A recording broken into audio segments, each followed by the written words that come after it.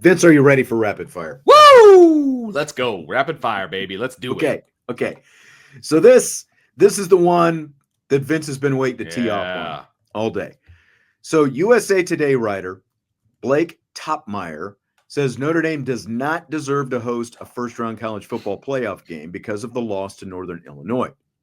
He says he has no problem with the Irish being in the playoff, but they should not be ranked ahead of the two-loss SEC teams because of the loss to NIU and because the SEC teams all played better competition. So here's kind of some bullet points of his argument. He says he takes issue with Notre Dame being in the playoff, but rewarding the Irish. Oh, he says he takes little issue with the Irish being in the playoff, but rewarding the Irish with the first-round playoff game despite the loss to NIU and a squishy strength of schedule is a step too far. So among the other things, he says nobody else in serious contention for a playoff spot has lost to a group of 5 team. He notes Alabama's lost to Vanderbilt, but says it's not comparable and notes Notre Dame's easier strength of schedule in comparison. He notes that all of the other Power 4 teams in the playoff contention have played a minimum of 9 Power 4 opponents, while Notre Dame has played just 8 or, will play just 8.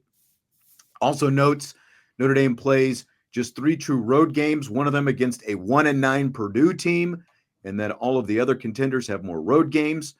Notes that 7 Power 4 opponents have a combined record of 30-40. That's Notre Dame's 7 combined Power 4 opponents. Does note the Texas A&M win, but kind of negates the impact. So, Vince, there's his argument. I narrowed it down a little bit for you. Is there any validity to it? Well, it's interesting the points that he makes because he also leaves out the fact that 2 of the teams that they're playing that were group of 5 teams were also ranked at the and time unbeaten and ranked. Correct. Yes. Which, I think that still means something that you're playing 2 ranked teams. Also, how can you even say, that it's Notre Dame's fault that they're playing 8 Power 4 teams when they had a 9th on the schedule and that team pulled out of the schedule? And that's not Notre Dame's fault. That's a big part of the deal. Like Notre Dame and Miami playing this year, are you kidding me? Would have been both huge. of them in playoff contention, that would have been huge for both teams. Right. So, but we didn't get that, and that's Miami's fault. That's not correct. Notre Dame's that's fault. Not Notre Dame's fault. They did the best that they could, and they ended up scheduling. Let's make lemonade. He went then they scheduled Army, who's undefeated in the top 20 right now. That's who you replaced Miami with. So, yes, are they a group of 5 team? Yes. Are they undefeated and ranked right now? Also, yes. Now, as far as Notre Dame playing not enough away games or whatever nonsense that he said, they play plenty of games that are outside of Notre Dame Stadium. They're just not considered away games because they're playing in NFL stadiums because Notre Dame can actually fill those NFL stadiums, unlike some of the teams that he's referring to. Right. So those are still away from Notre Dame. The Navy game, that's their home game, but they decide to play it on a neutral site.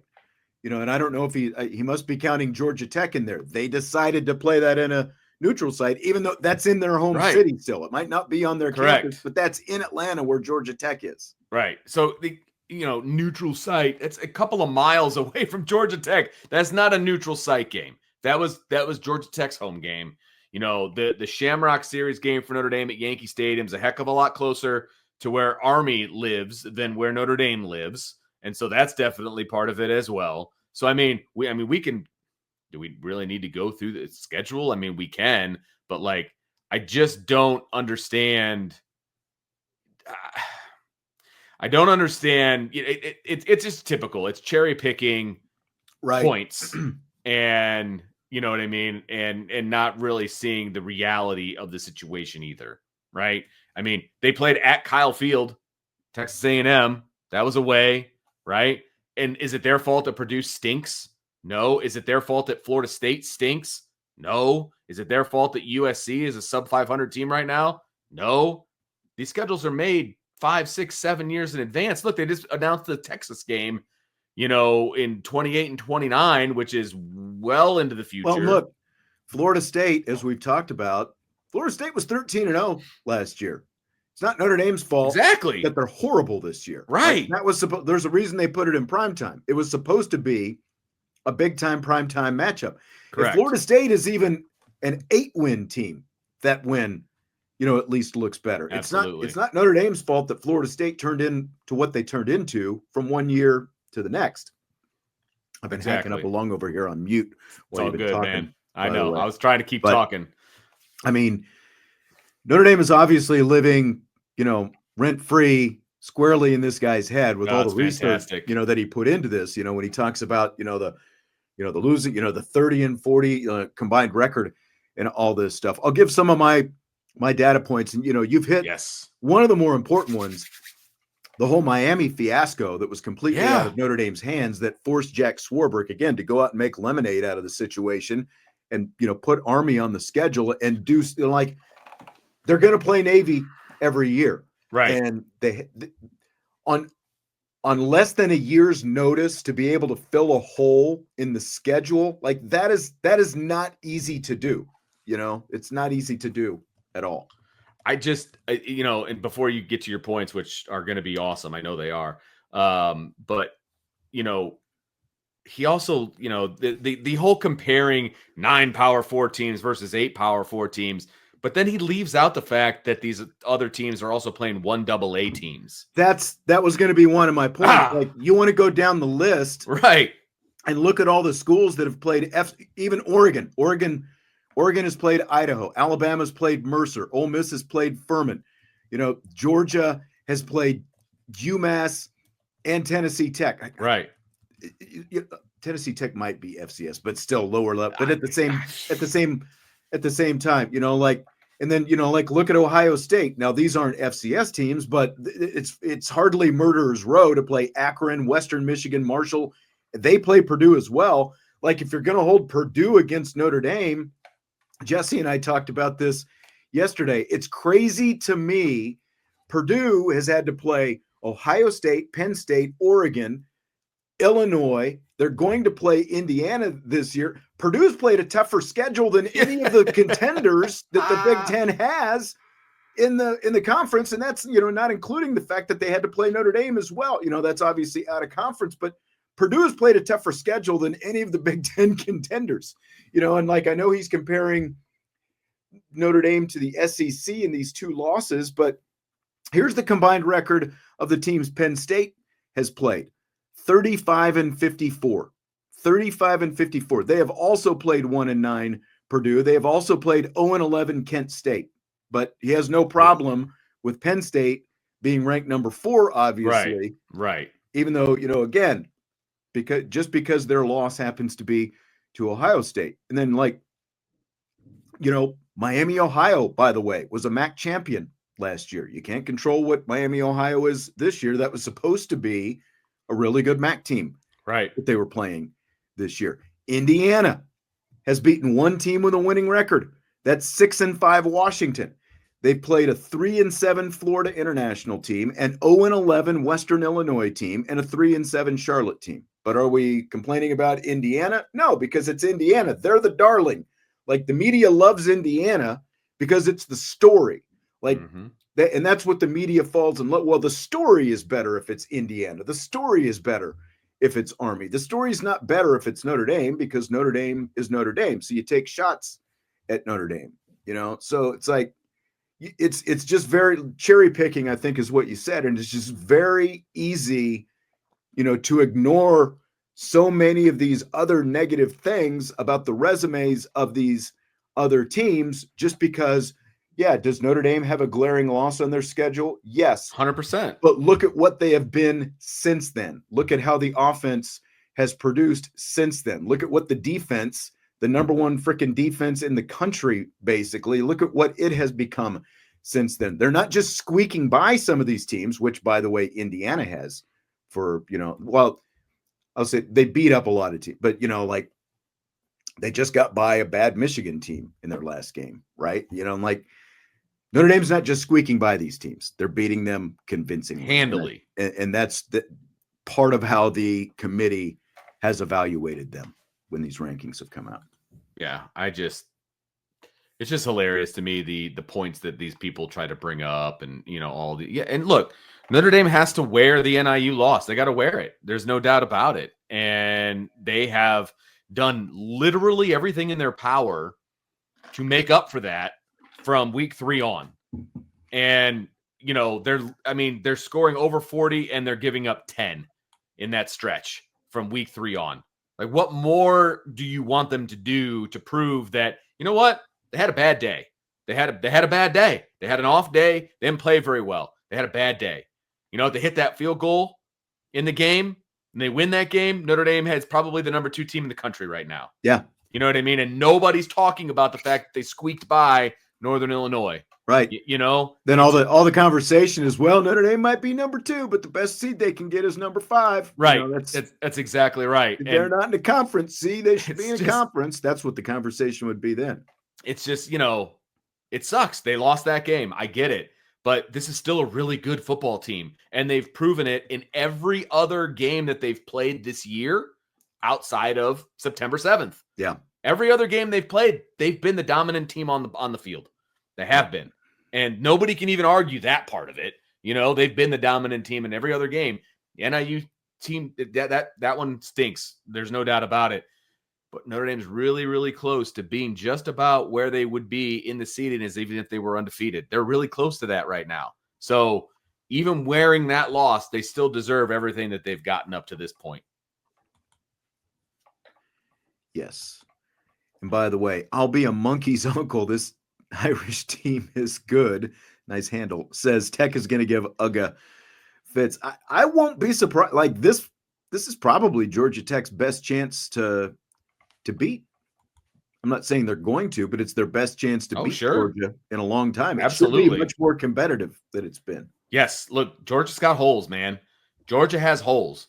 And, if they can force the Georgia quarterback into some mistakes, into some interceptions and some things like that, it could be very interesting. It could be very interesting.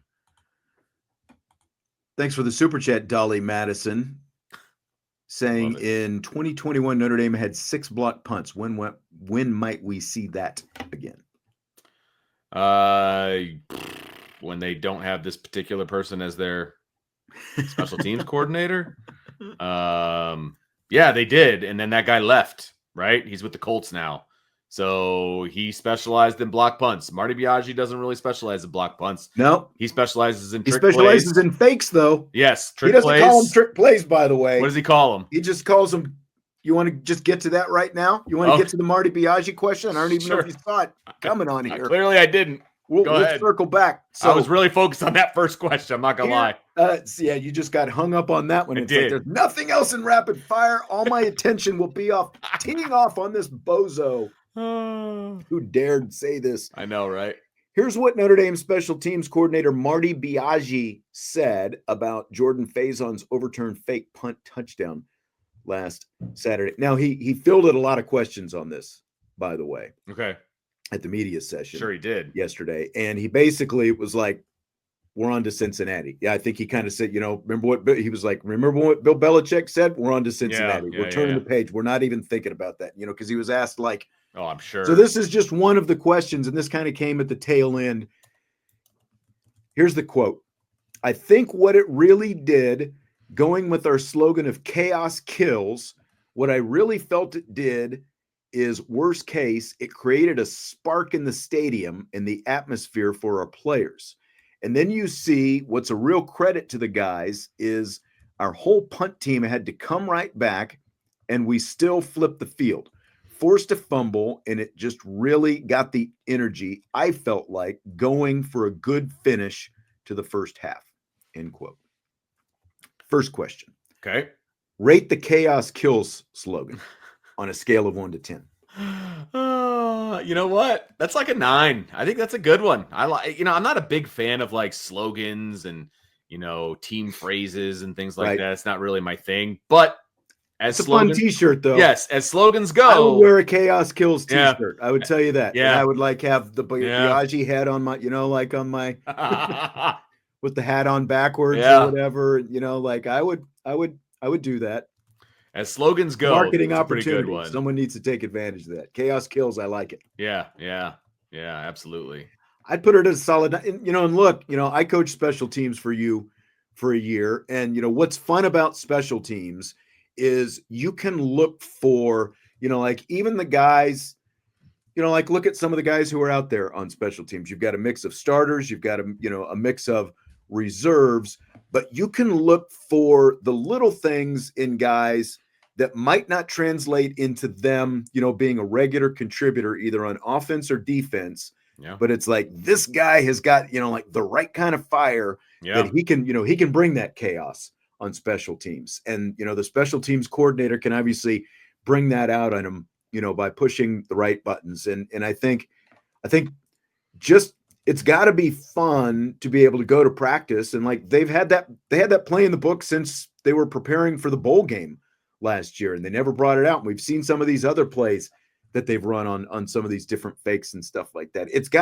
I think it's gotta provide some energy at practice, when guys know that those things are possibilities and you're not just out there, oh, it's another punt, we're practicing another field goal or whatever. It's like, okay, now we're going to work on this, and again, like the special teams coordinator being able to look for those little things, little traits in each guy that tells him that, hey, this guy can bring us something to the punt team. This guy can bring us something to the kickoff team, and so I love that, like the chaos skills. Like I said, I'd wear that on a t-shirt 10 days out of 10.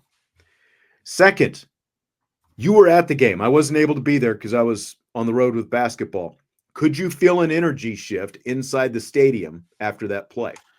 Well, I think it was a combination of a couple things, right? I think it was the long pass to Harrison that got called back, the punt fake for touchdown that got called back, and then the interception. Like that series of events completely changed the momentum in the stadium. Like it's not like Notre Dame didn't have control of the game. Like they were up 14-0. Like it didn't feel like they were going to lose, right? But I leaned over to Brian at one point and I was like, getting a score here would be real good. And I said, I think they're going to get 2 here at some point. They're going to get 2 scores before halftime, and then they get the ball coming out of half as well. And he called me greedy at the time. He just wanted 1. They ended up getting 2, by the way. But I think the entire – it wasn't just the punt, the fake punt. It wasn't just that. It was a combination of all of that stuff. Absolutely changed because once the punt got called back, the entire sideline for Notre Dame was just absolutely ticked off. And you could see it, right? The defense was hot. And they, obviously they punted the very next play and it was over at that point. It was absolutely over. The entire it woke up a sleeping giant, right? It was that kind of a thing. And that's and I mean, it wasn't just the punt play because but the it was Harrison play also got called back. Yes, and it was the same series, right? Like it was like long touchdown, got called back. Long touchdown, got called back. Like interception. It was that whole series of events. You could feel the shift and you could see because our press box is on the opposite side of the home team. So we have a great visual, right, of the Notre Dame team. And it's like, oh, they're hot. Like they're not a happy group of people right now. So it definitely changed the momentum, no doubt. And that's what it felt like. But again, not being able to be there like you, couldn't quite feel the same kind of energy. But obviously things, like Biagi said, things got going down the stretch because chaos kills, baby. Right. And it also helps when you unleash Matt Rendell, who, by the way, was the special teams player of the week for his punting. Sean, go figure. When you let a big leg punter punt, he can flip the field for you, right? And not only like just let him punt like he's learned how to punt. He didn't learn how to do that rugby style. He never learned how to do that. He learned how to punt like a normal punter. And when you let him do that, like he kicked it into like a gale force wind and still got the yardage that he got. I mean, it turned over, it cut right through the wind. Like it was one of the most beautiful punts I've ever seen. And I just don't understand why they don't let him do that on a regular basis. I really don't. And then he pinned them as he also did a great job of just pinning them inside the 20 or inside the 10. I forget what it was on another punt where he just did the little flip flop and it worked great. And I just don't understand why they're messing with that. I don't get it. I don't either. Let him roam. I know. Adam wants to know, any concern with Army's defense having extra time to prepare for Riley Leonard and the offense?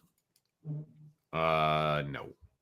I mean, the short answer is no. Notre Dame is still much more athletic than Army's defense. Yes, Army's defense is a really good defense. They're really good. But I'm guessing they're probably going to have a good scheme against Notre Dame. I'm sure that that's true. But sometimes it's not the X's and O's, it's the Jimmies and Joes. Mm-hmm. And Notre Dame's got some really good Jimmies and Joes. And one of them is Riley Leonard. And I just don't see – they may slow Notre Dame down. Like, look, Notre Dame had like 5 3-and-outs in the last game. They were rusty. They didn't look good at times, right? But they still put up 35. And I just feel like they're going to be fine. Look, Navy found out. Right? Like Navy found out there's a difference in who they were playing. And I'm not saying that Notre Dame is just going to show up and line up and dominate Army from start to finish. Army's going to make some plays on both sides of the ball. Sure. But, Army might stop Notre Dame 4 out of every 6 or 7 plays. But on those 5th, 6th, and 7th plays, there's a very, very good chance that those are going to be explosive plays. Yes, and absolutely. that's where Army is going to have a hard time, because again, like, just look at the physical matchup up front. Like you expect, like the Armies and the Navies, those guys in the trenches. Yeah, they're going to come at you. They're going to be scrappy and all that kind of stuff. They're going to bring a lot of toughness up there, but they've been able to physically dominate pretty much every team that they have played this season. Even though that, because they're roughly the same size, but they play a little bit harder. Well, the Notre Dame guys are going to be a lot different size. Right. They're going to have a lot different athleticism, physicality, the whole thing. It's just going to be a lot different. And Corey says, I think they will be ready for the quarterback run, but the scrambles will get them. You can be ready for the quarterback run all you want. The thing about the quarterback run, especially when it's Riley Leonard, it's an extra hat that they're going to have to deal with. And that's why quarterback runs are effective, because normal defenses don't have to take into account the quarterback. You can be as ready as you want for it, but no, they have never tackled a guy like Riley Leonard. They haven't. They haven't tried to take him down. How many times have you seen multiple guys be in position to make a tackle on Leonard when he's coming out of the backfield, going for that edge, and the next thing you know, he's 15 yards downfield. Right. And that's against Power four competition. Correct.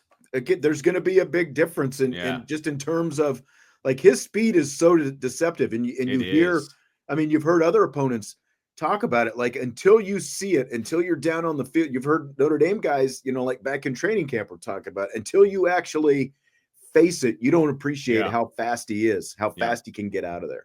Yeah, I think that's going to be a difference maker in this game. And then, they can load the box and they can do all of those different things. And a lot of times that's worked against Notre Dame teams in the past. I still feel like Riley Leonard's going to hurt you with his arm. He doesn't get a lot of credit for his arm, but I heard a stat, or I read a stat in the last couple of days. He's had like 20 plus drops so far this year. Riley Leonard has. If he completes 3/4 of those drops, he's over a 70% completion percentage. Like, say what you want to about Riley Leonard. He can still push the ball down the field. He proved that time and time again, even though people think he can't. And he can move the ball through the air. And then you add his ability to run, and that's what makes him who he is. And it's very hard to prepare as a defense for that. And that's what Notre Dame has going for it. Now, they're going to have to be more efficient, not have as many 3-and-outs, things of that nature. No doubt about it.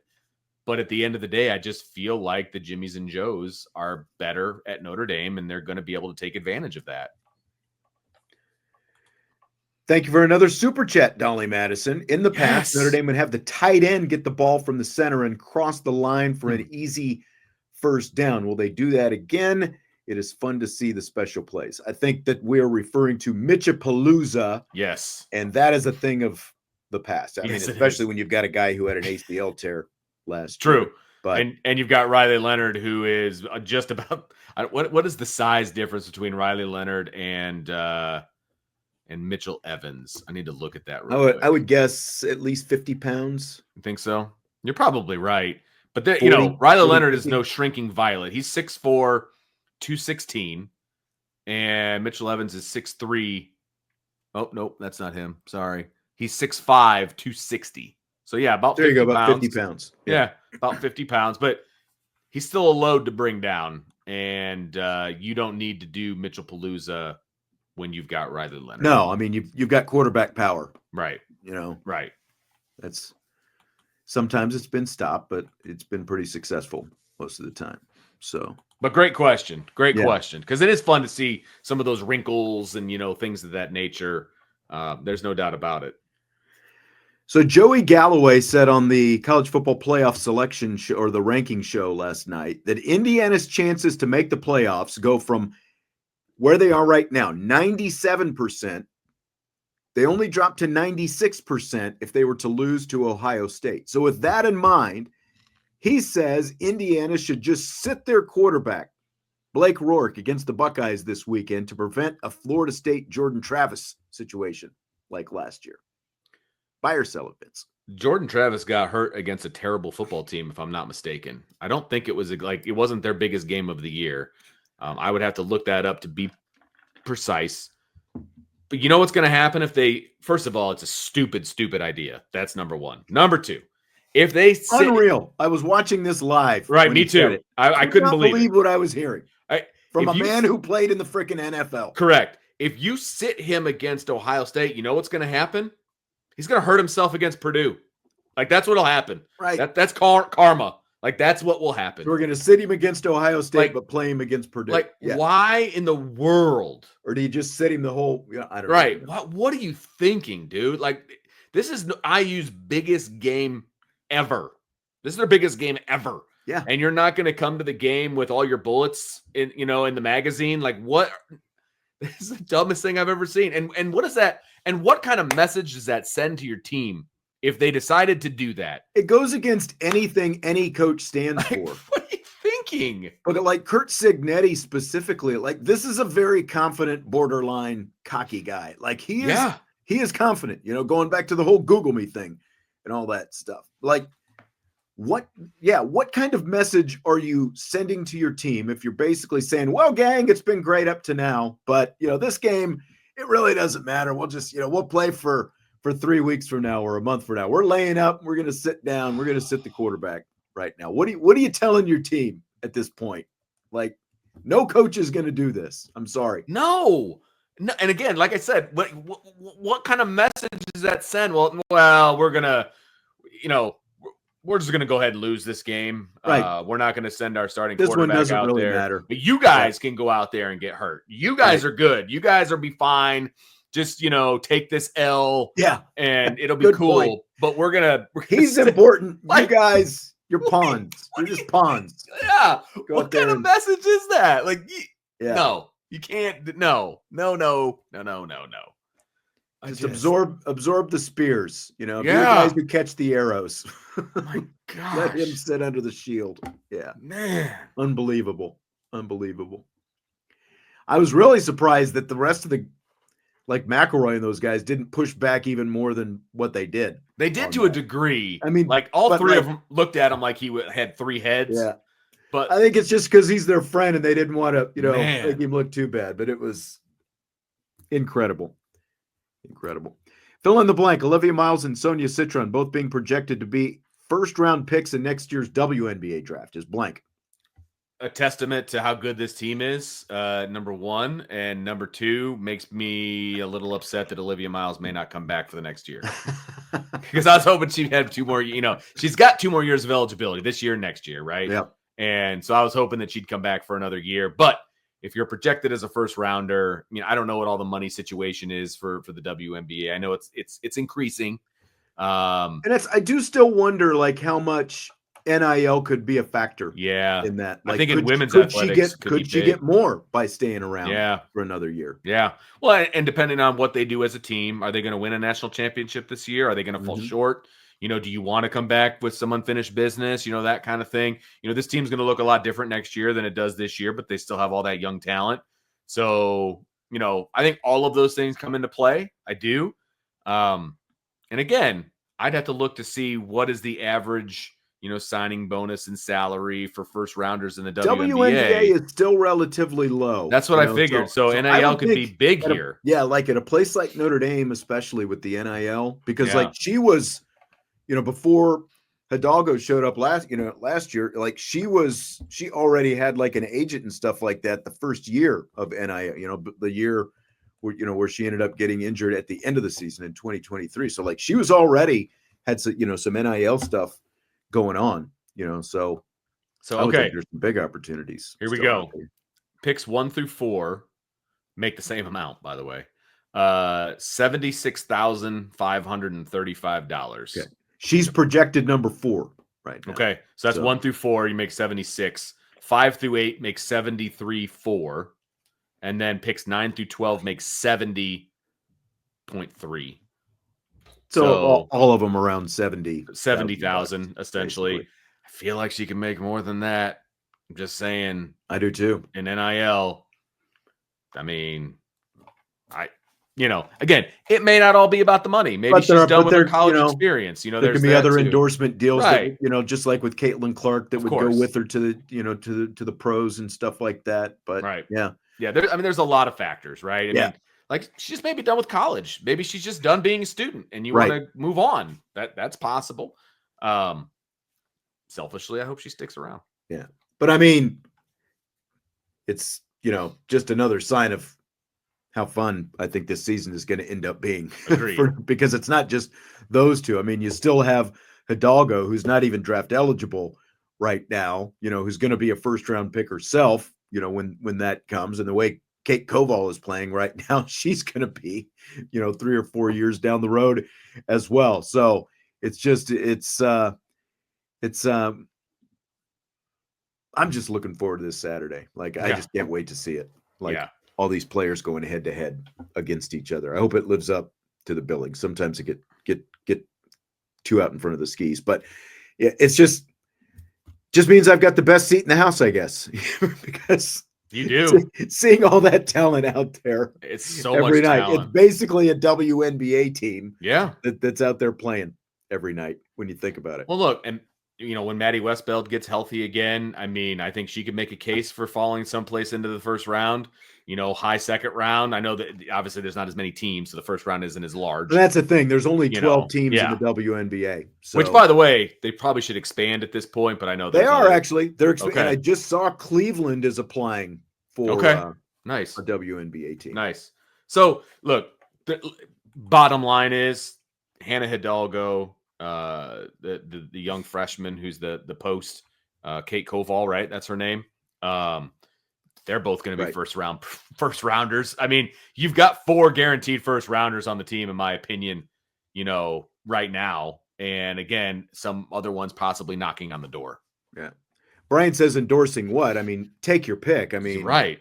Nike, Under Armour, Adidas, whatever it happens to be. And Jason says clothing merchandise. Absolutely. Apparel, like look at Livy Dunn. I mean, you've been seeing on, she's been in those commercials on TV doing whatever that active wear, the sweatpants or whatever, that I don't even know what the brand is, but it's something. Yeah. Yeah. I mean, you factor in the social media and all that kind of stuff. There are a million different things, especially if you're going to be, like if you've got that kind of talent. And I mean, right. Like, I think it was easy to kind of put Liv on the back burner a little bit because of her being out with the injury last year, and because of how great Hannah came in and played right away. But I mean, we've already seen, just like Olivia's already averaging, she's averaging like double-digit points. I think it's like 14.5 points, 8 rebounds, and a shade under 8 assists per game, I think, now. Almost a triple-double. The style of play that she has, and like that's like she's going to keep everybody happy all season. 100%. Because she's complete, as she said herself, a pass first. Yeah, and then, like when you throw in the unique look that she's got with those glasses that nobody else has as well. I mean, that's a t-shirt. That's a t-shirt right there too. Glasses Company, man. We should be making t-shirts, Vince. Yeah, you're not kidding. You're not kidding. Chaos kills. They made a documentary about that for Notre Dame T-shirt makers. That's true. They broke all those trademarks in yes, the process. They did. Oh, so many. So many. No, decaf. I will be in the air on the way back to South Bend afterwards. I'm going to have to record the game so that I can watch it hopefully Sunday morning before I, at 1 o'clock, watch at least the first half of the Cowboys getting their butts kicked around by Washington on Sunday. But I've already been told that the Cowboys and the Bears play at the same time, so that's going to be a thing here. But the good thing about those option games is the games go a lot faster. They do. I got to make. Actually, I'm glad that you brought that up though, Decaf, because I need to make sure that I've got the record set, because I had season passes, but they didn't record for a couple games, so I've got to make sure that it records. So there is speculation about Deion Sanders' future in Colorado with his success there this season, Vince. But Sanders says he's happy with where he is. Here's the quote: "I've got a kickstand down. You know what a kickstand is? That means I'm resting. I'm good. I'm happy. I'm excited. I'm enthusiastic about where I am. I love it here, truly." End quote. Do you believe him, Vince? No.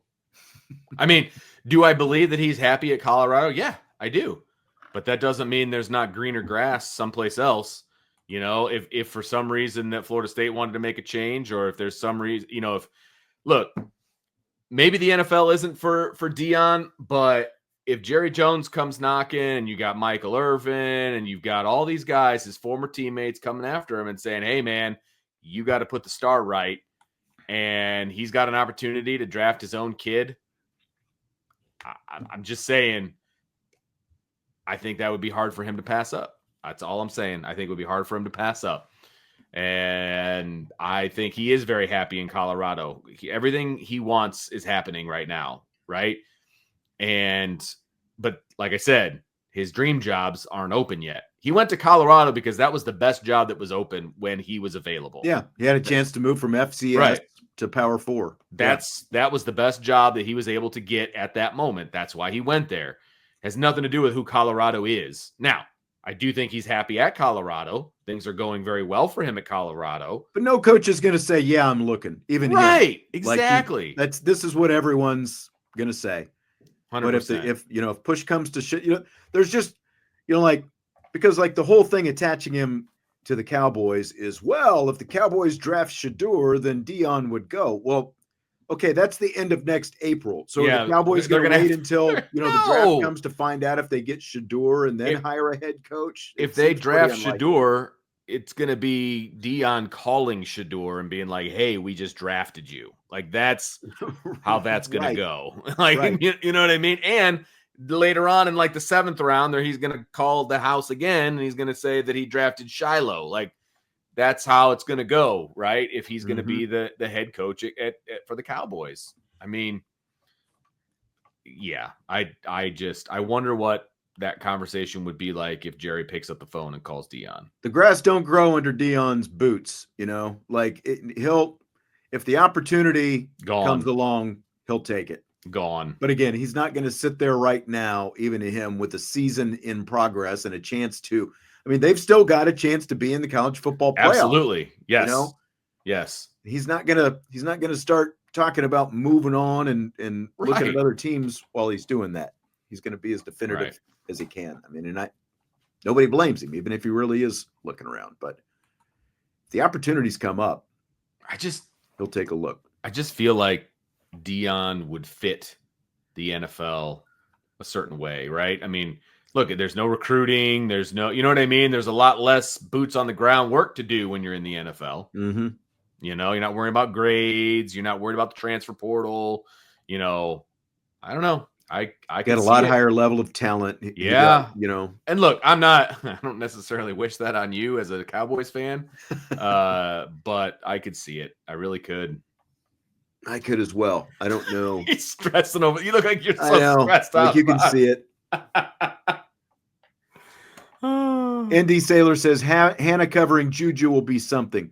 I'm not telling you any secrets that I've heard or anything, but I'm guessing you're going to see a mix of both Hannah Hidalgo and Sonia Citron. Yeah. Sony is the best lockdown defender in the ACC. She gets every team, Yeah. She draws the toughest assignment every week. And like from a size standpoint, they're a little more it makes sense. similar. Yeah. But I think, and obviously Hannah's a very good defender as well. But like man to man, Sonia Citron is locked down. But I think that they'll throw different looks at her, and I think you'll see both of them out there guarding Watkins. What time exactly is it? 2:00?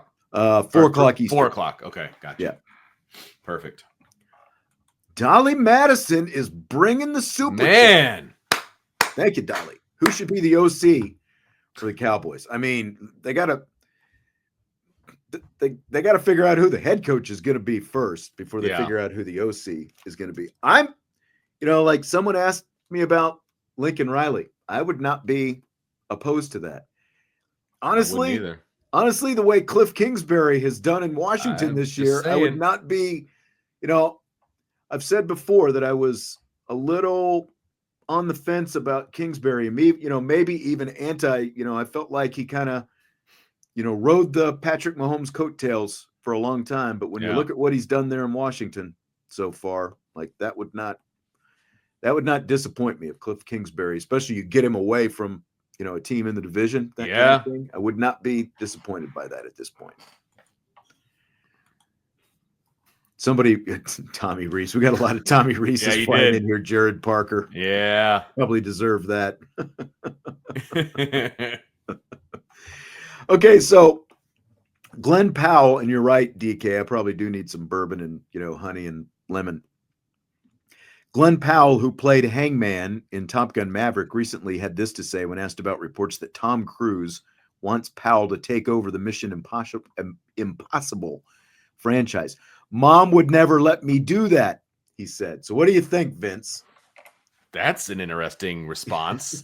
I guess, does that mean that she's like too in love with Tom Cruise? Like she wants, Tom to continue the thing? Maybe. That's interesting. Apparently Glenn Powell's a mama's boy. Good for him. I dig it. I need to know more at this point as to why mom wouldn't allow him to be in Mission Impossible. Is like she can only see Tom Cruise, in that role? Like, is that her thing? I'm very curious about that. Or is Glenn Powell just not an action star? Is he a rom-com guy? Good question. I mean, I don't know. Like they tried a few years back, they tried to bring Jeremy Renner in, and Jeremy Renner was supposed to kind of take this thing over. And then Tom was like, I'm good. I'm going to keep doing this thing. Glenn Powell would make a lot of sense. Yeah. He's kind of whether his mom wants him to or not. Yeah. I mean, he is. And it was all because of Top Gun Maverick. That's what spun his career. I know. Around. It's true. Still a great movie, by the way. Yes. Very good. USMA 87's got the same thing. Hang in there. I'm curious, USMA. He's a West Point grad, but he's a Notre Dame fan. I'm curious which side we're going with here this weekend. You don't have to answer, I guess, if you don't want to. Yeah. I think he's going to root for Notre Dame, but he'll always be an Army guy. Yeah. But he's USMA. Is that Marine Corps? U.S. Military Academy. Oh, that's Military Academy. Okay, so it is Army. Okay. Yeah. It's a tough week, he says. Yeah, I get that. It's a tough week. Gladiator 2 is out in theaters this weekend, Vince. Are you any more excited for it now than when we talked about it a few months back? I would say yes. I'm more excited about it now because it's real and I can actually go see it.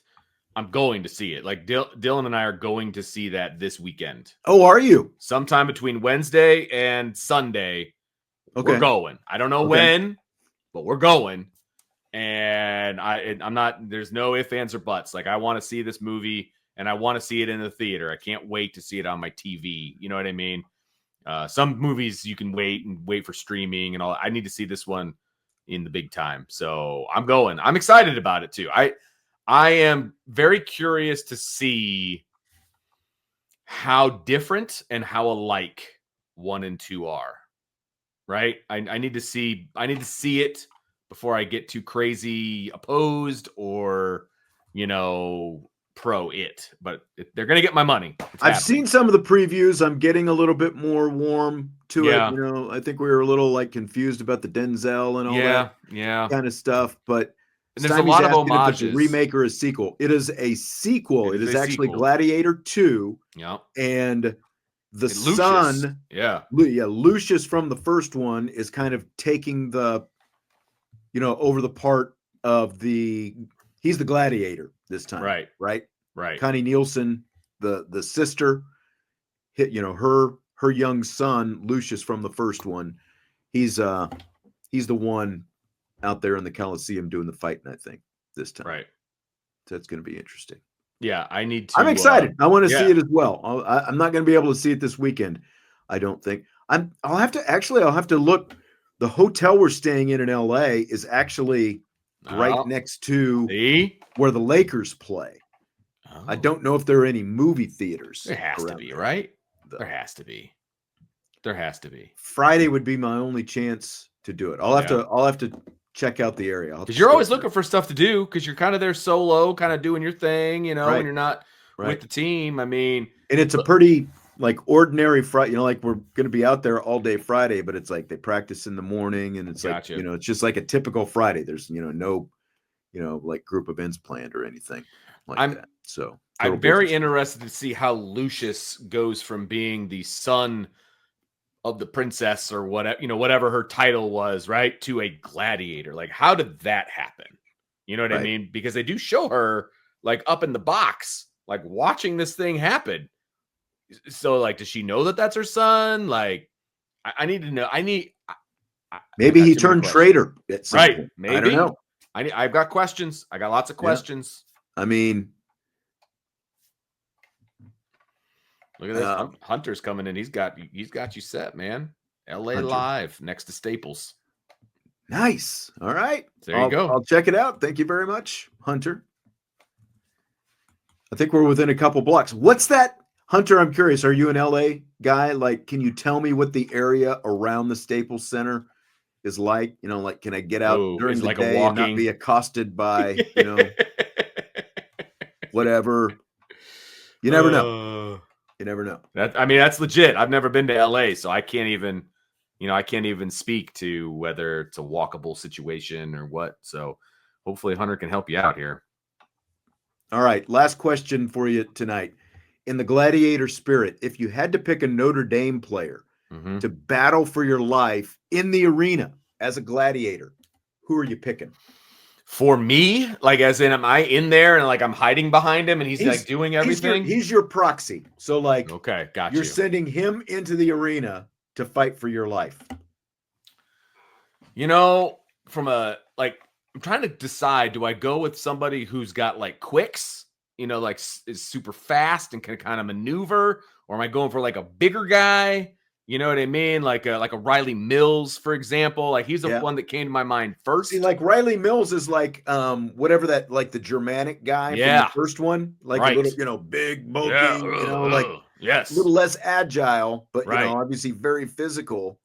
Whereas Russell Crowe was kind of the right mix of muscle and agility. He wasn't just some big massive guy. Yes. If I'm going for a combination of all of the above, I'm thinking maybe a KVA. He's fast, he's agile, good one, pretty strong, good one. You know what I mean? Or a Bowen. Those would be my two guys. I think they embody both, size, speed, agility, quick twitch. We're getting a lot of historic guys. I was thinking more guys on the current roster, but we've got some Zibikowski and Zorich. Zorich is a really good one, Junkyard Dog. Yeah. That's a good one. ND Sailor, this is what I was going to go with. Oh, okay. Obviously, this would be full health. 100% health. Yes. Jordan Botelho. It wouldn't be Jordan Botelho today because he's not healthy today. No, that's exactly right. But Botelho, you could see him, wearing the gladiator stuff too, and swinging the sword. Oh yeah. I could see him wearing that helmet thing. Yeah, the one Yeah. Exactly. And You know, again, like you talk about the mix of bulk and speed and Right. junkyard dog and the whole thing. I think Patella would be the perfect guy for the. I get that. Yeah, I could see that for sure. Like somebody said, Jay Love. Like I don't know about Jay Love. Like I don't know that he's like a hand-to-hand combat guy. Yeah, like very agile. Like he could out-quick you, but he run away, from you. Right. No doubt about that. Yeah, that's a good one. I like that question. Like you notice none of us picked an offensive guy. No. All right, well, have fun seeing Gladiator 2 this weekend. I'm looking forward to it. Like I said, I'll have to everyone's saying LA Live. I need to write that down. LA Live. All right. Maybe that's my Friday night. Who knows? Hey, you could do a lot worse. I know. You do a lot worse. Gladiator 2 in LA. Yeah. Yeah. You're going to see it before me then. So there you go. We'll see. Oh, Urlacher. Urlacher's a good one too. Yeah. That's a really good one.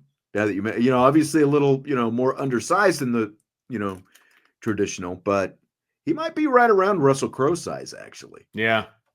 I don't know how big, like how tall Russell Crowe. Russell Crowe is real good with the weapons though too. You know what I mean? Like you gotta find Cinema. I'm writing this down. With the weapons. All right. Thanks for the tips, guys, on the movie theaters there in LA.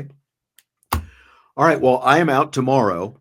I'll be doing a little Marcus Freeman Zoom at noon, like some written kind of content and stuff like that. But we're flying out to LA tomorrow. And then, like I said, we'll be out there all day Friday. We will have IB Countdown to Kickoff coming up on Friday. So big doubleheader coming up Saturday. Women's basketball, Notre Dame, USC, 2 top 5 teams at 4:00. And then Notre Dame and Army, 2 ranked teams, going head-to-head Saturday night out at Yankee Stadium. Should be a lot of fun. Should be. All right, Vince, have a great weekend. Everybody else have a great weekend. Great questions in the mailbag earlier today. We got, a ton of playoff stuff today, as you would expect right now. Enjoy the weekend. Enjoy the games. We'll talk to you next week. Ivy Nation Sports Talk.